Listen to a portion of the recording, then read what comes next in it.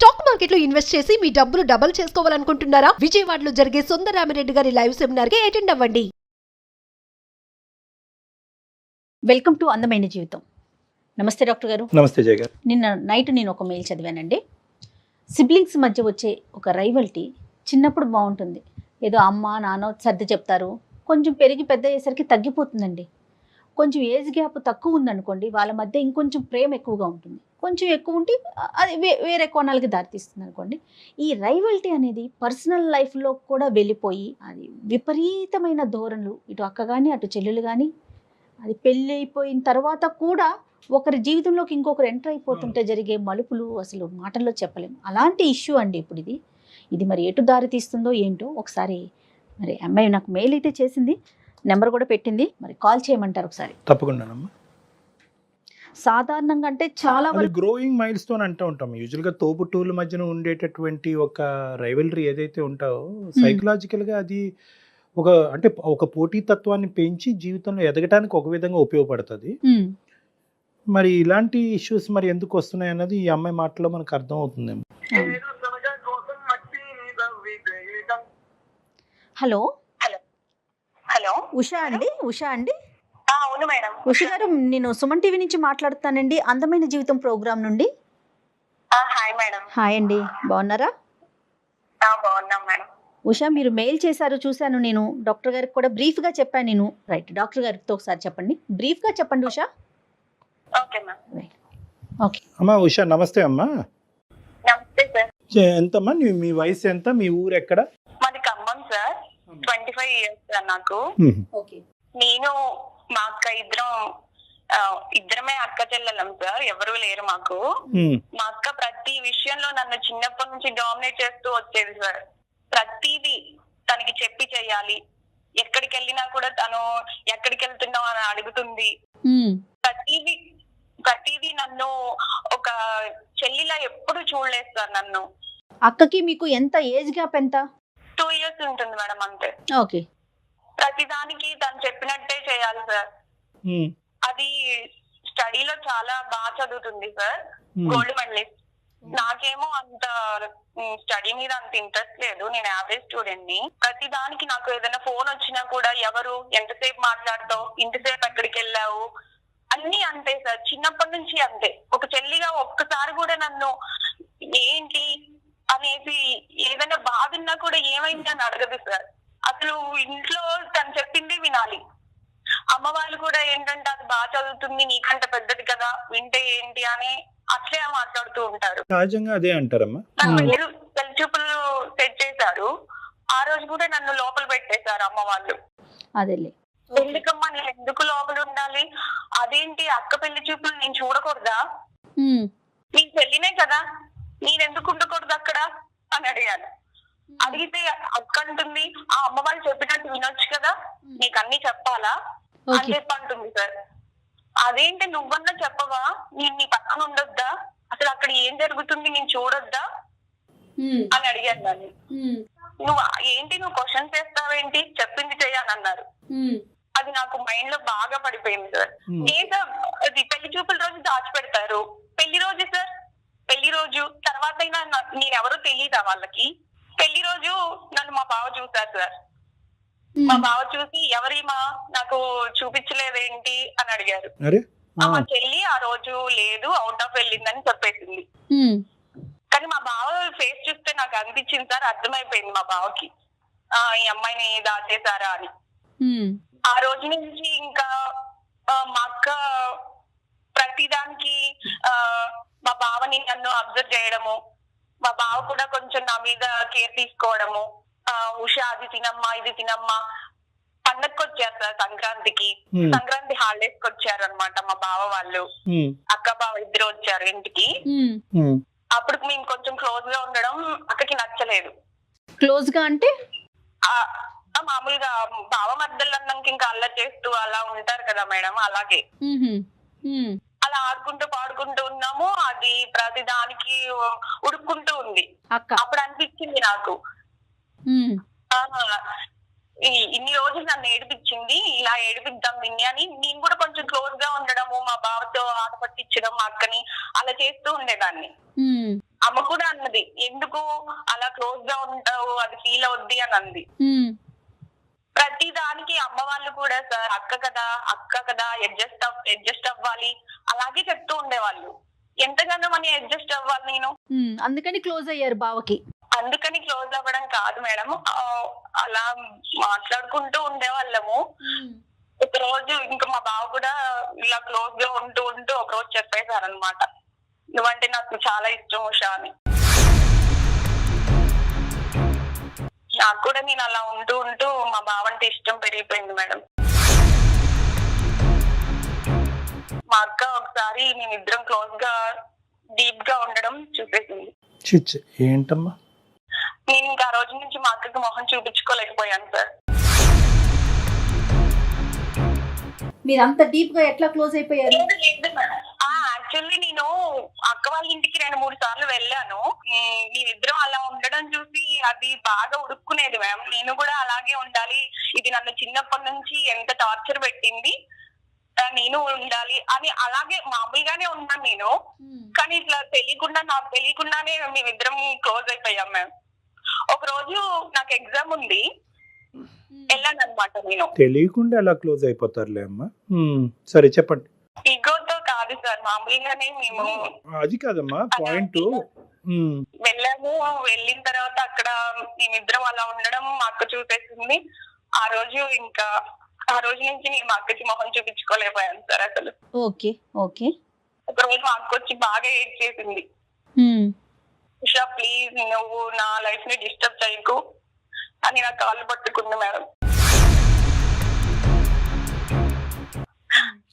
కానీ నేను అలా ఈగోతో ఏం చేయలేదు సార్. నాకు మా అక్క ఇష్టమే, కానీ నా మైండ్ అలా మార్చింది అదే.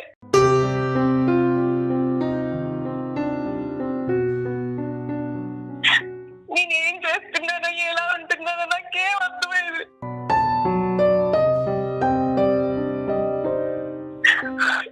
చిన్నప్పటి నుంచి అంతే సార్, అది చేయడం వల్ల నేను ఇలా తయారయ్యేమో అనిపిస్తుంది. కానీ ప్రతి దానికి మా అక్క నన్ను టార్చర్ చేసింది. సరే కానీ నేను మొన్న మా అక్క అలా వచ్చి అడిగేసరికి నేనేంటి ఇలా చేశాను, నేను ఇలా చేయకుండా ఉండాల్సింది అని అనిపించింది. ఇప్పుడేమో మా బాబాయ్ బాగా అడిక్ట్ అయిపోయాడు. నేను వద్దు అని చెప్పిన ఆయన వినరు. నాకేం చేయాలో అర్థం కావట్లేదు. నేను సారీ చెప్పాల్సి వస్తే చెప్తాను. ఉషా ఇది సారీ చెప్తే పోయే బాధ కాదమ్మా. Point number 1. పాయింట్ నెంబర్ 2, ఇప్పుడు బావని కంప్లీట్గా తీసి పక్కన పెట్టు. బావ ఇష్యూ కాదు ఇక్కడ. The issue is between 2 sisters. ఒక పరాయి స్త్రీ బయట స్త్రీకే ఇటువంటి అన్యాయం జరిగితే తట్టుకోలేనప్పుడు సొంత అక్కకి వెన్నుపోటు పడటం అంటారు. ఇక్కడ నువ్వు ఏడుస్తున్నావు, అబ్బాయి ఏడవద్దమ్మా అనే మాట అనాలని అనిపిస్తుంది, కానీ నీకు సానుభూతి చూపిస్తే కనుక నీ తప్పుని క్షమించి నిన్ను ఇంకా ముందుకు పంపించే వాళ్ళం అవుతామేమో అనే భయంతో నీకు సానుభూతి చూపెట్టడానికి ఇక్కడ వీలు పడదని చెప్తున్నాను నేను. We can't sympathise with you. నీకు సింపతి చూపెట్టడం అనేది ఇక్కడ సొల్యూషన్ కాదు. ఇంకొక విషయం ఏంటంటే కళ్యాణ్ గారు, పెళ్లి చూపులప్పుడు చాలా సహజం అండి మన కల్చర్లో చిన్న పిల్లల్ని పెళ్లి చూపుల్లో ముందుకు రానివ్వరు. అది చాలా సహజంగా జరిగిపోయే ఒక ఇష్యూ. దాన్ని భూతద్దంలో పెట్టి చూసుకోవాల్సినంత అవసరం లేదు ఉషా. ఇక్కడ ఏంటంటేనమ్మా, బహుశా నీకెవరు కూడా అక్క చెల్లెల మధ్యన కానీ అన్నాదమ్ముల మధ్యన ఉండేటటువంటి వైర్యం ఏదైతే ఉందో అది ఒక సహజ సిద్ధమైనటువంటి వైర్యం, అది శత్రుత్వం కాదు. It's a growing mile stone అంటూ ఉంటారు సైకాలజీలో. అలా ఎదగటం అది ఓకే సార్, కానీ చెల్లి అన్నప్పుడు అక్క వాడినవే వాడడము, అక్క వాడిన డ్రెస్సెస్ అక్క వాడిన బుక్స్ వాడాలని లేదు కదా సార్. చెల్లి కంటూ ఉంటది కదా. కరెక్ట్. ఇవన్నీ నెగిటివ్ పాయింట్స్ అమ్మా. కానీ అక్క నీ మీద చూపెట్టేటటువంటి ఒక ఆధిపత్యం వల్ల అవనియండి, లేదంటే ఒక పెద్దరికం అవనియండి, ఏదన్నా అవనియండి, అది ఎప్పుడైనా నీకు జీవితంలో ఉపయోగపడింది అని నీకు అనిపించిందమ్మా? నీకు కొద్దిగా సొసైటీలో నీకు అంటూ ఒక కంట్రోల్ వచ్చింది, లేదంటే నేను ఈ తప్పు చేసి ఉండేవాడిని, మా అక్క ఆపకపోతే కనుక నేను ఇలా అయ్యి ఉండేదాన్ని, కొద్దో గొప్ప మా అక్క కంట్రోల్ పెట్టడం వల్ల సమాజంలో నాకంటూ ఒక సెల్ఫ్ కంట్రోల్ వచ్చింది, ఇష్టం నేను చదువు మీద ఒక ఇష్టం అనేటటువంటిది ఏర్పడింది, అడ్వాంటేజ్ పాయింట్స్ ఏమీ లేవమ్మా? చెల్లిలాగా ఎప్పుడు చూడదు సార్, అన్నిటికీ స్ట్రిక్ట్ గానే చేస్తుంది. ఇప్పుడు కూడా నాకు దాని మీద ఇష్టంతో సార్ ఇప్పుడు కూడా నాకేమనిపిస్తుంది అంటే దాని లైఫ్ కోసం నన్ను బతిమలాడుతుందేమో అని అనిపిస్తుంది సార్. నేను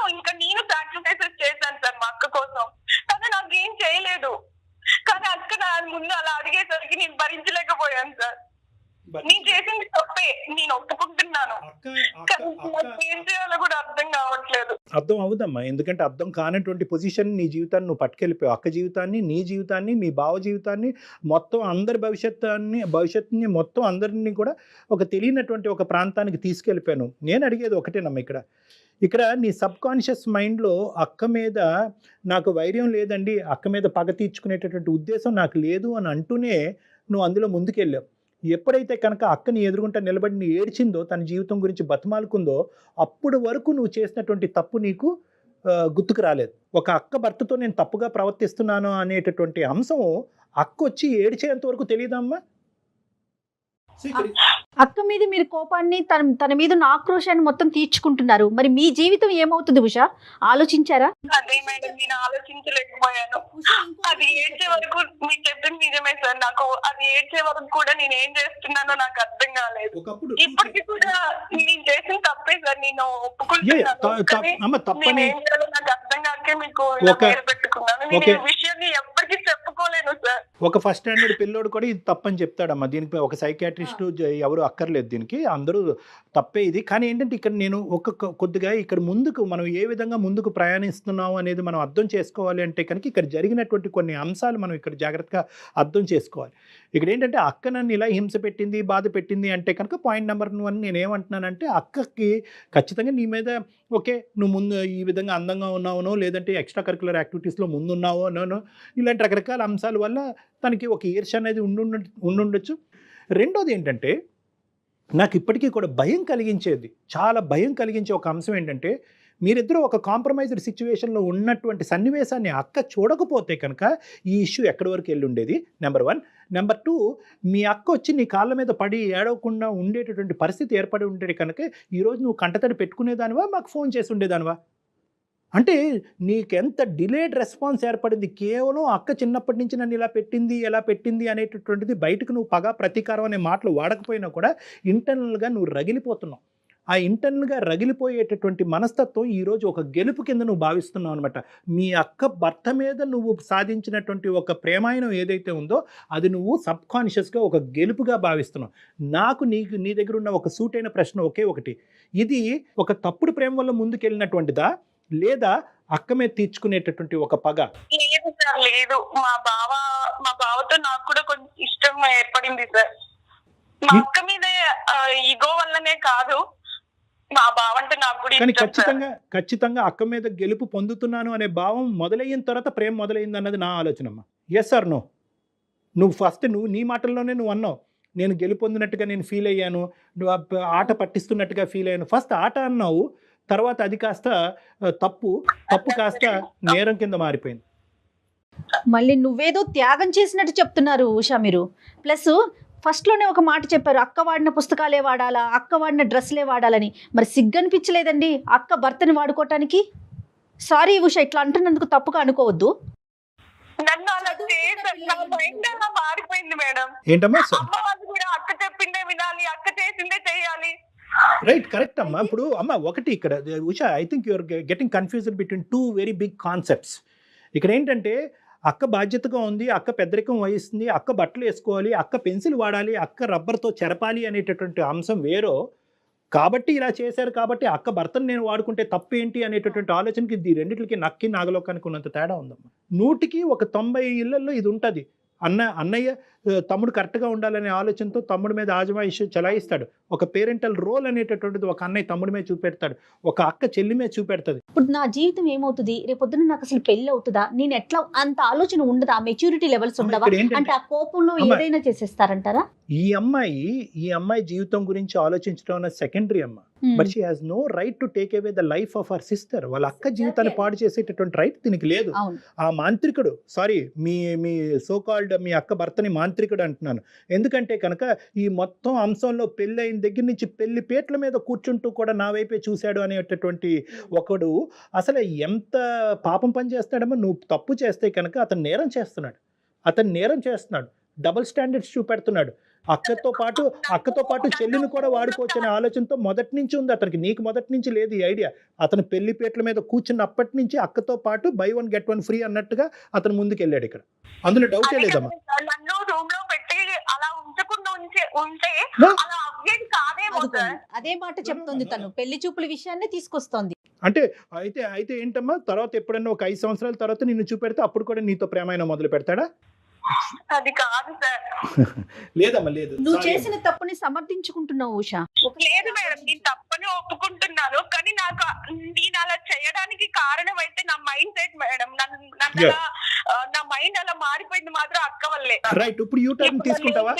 ఇప్పుడు నువ్వు చేసింది నువ్వు చేసిన ఏం సమాధానం చెప్పాలో నాకు అర్థం కావట్లేదు. నాన్న, ఇప్పుడు ఎలా ఫేస్ చేయాలో నాకు అసలు అర్థం అవ్వట్లేదు. తల్లి, ఇప్పుడు ఏడవటంలో ఏమీ లాభం లేదు. నేను ఇందాక కూడా చెప్పాను, ఇటువంటి అంశాల దగ్గర మేము సానుభూతి చూపెట్టడం కష్టం, ఎందుకంటే నువ్వు చాలా తప్పు అనే ఉచ్చులో ఉన్నావు. నేను ఒకటే చెప్తున్నాను నీకు, ఇప్పటికైనా జరిగింది. ఇప్పటికి యూ టర్న్ తీసుకుని నీ తప్పుని తెలుసుకుని క్షమాపణ అడిగి వెనుదిరగలవా? Can you come back? నేను ఓకే సార్, కానీ మా బావ ఎవరమ్మా మీ బావ? ఒప్పుకోవట్లేదు. మీ బావే పెద్ద మాంత్రికుడమ్మా, మీ బావే నేరస్తుడు ఇక్కడ. మీ బావ తప్పుదోవలో వెళ్తూ ఉంటే కనుక అతన్ని చూసి జాలి పడతావేంటమ్మా? అతని దయాదాక్షిణ్యాల మీద మీ జీవితాన్ని నిలబెట్టకూడదు. నువ్వు గట్టిగా చెప్పాలి. కాదమ్మా, మీ బావకి మీ అక్కనిచ్చి పెళ్లి చేశారా లేకుంటే ఇంకొకటా? మా అక్కని ఇచ్చేసారు. మరి ఏం ఉషా? ఎవరిని చూసి జాలి పడుతున్నావమ్మా? ఎవరిని చూసి అయితే నీ జీవితంలో చూసి జాలి పడకూడదో వాళ్ళని చూసి జాలి పడుతున్నావు. పడుతున్నావు. ఇంకా నీ వైపు తప్పుగా ప్రవర్తిస్తే చెప్పాల్సింది పోయి నువ్వు ఎంకరేజ్ చేసి మళ్ళీ ఇప్పుడు పాపం బావ అంటున్నావు. పాపం అక్క అనేది మాట్లాడట్లేదు నువ్వు. సరే సార్. సరే కాదు నాన్న, ఇప్పుడు సరే కాదు ఏమంటారు? కాదు మేము చెప్తాము. ఒక్కటి నువ్వు జాగ్రత్తగా ఆలోచించుకో ఉషా. ఈరోజు నువ్వు మీ అక్క ఒక టీం. ఇప్పటి వరకు మీరిద్దరు ఒక టీం లాగా వ్యవహరించారో లేదో నాకు తెలీదు. ఫస్ట్ టైం మీ బాండింగ్ అనేటటువంటిది ఇప్పటి వరకు బలపడలేదు, ఇప్పుడు బలపడాలి. ఇది ఒక టీం కింద వ్యవహరించాలి. మీ ఇద్దరికి ఒక కామన్ సిక్ పర్సన్, ఒక జబ్బు పడినటువంటి ఒక వ్యక్తి ఎవరన్నా ఉన్నారు అంటే కనుక అది మీ బావ. సో ఆ జబ్బును వదిలించాలి, ఆ జబ్బునికి ట్రీట్మెంట్ ఇవ్వాలి. ఇది ఒక జబ్బు, ఇదేదో ఒక వ్యామోహమో ఒక ప్రేమో ఇలాంటి పదాలు వాడకండి. అతను ఇద్దరితో ఆడుకుంటున్నాడు, ఇద్దరి జీవితాలతో ఆడుకుంటున్నాడు. ఇది ఇంకా కుటుంబాల మధ్య తెలియదు. ఇంకా మీ అమ్మ నాన్నకి తెలిస్తే కనుక వాళ్ళు గుండెలు పగిలిపోతాయి, చచ్చిపోతారు వాళ్ళు. సో కాబట్టి ఏంటంటే దీన్ని ఒక జబ్బు కింద పరిగణించండి.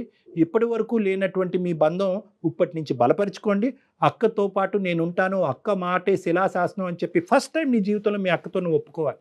అక్క, ఇప్పటి వరకు నీ మాట విన్నానో లేదో నాకు తెలీదు, ఇప్పటి వరకు నీ మీద కోపం వచ్చింది, ఇప్పుడు నీ మీద జాలి కలుగుతుంది, మన ఇద్దరు ప్రేమ అనేటటువంటిది నిలవాలి అంటే మనం భావన మారుద్దాం పదక్క అని చెప్పండి.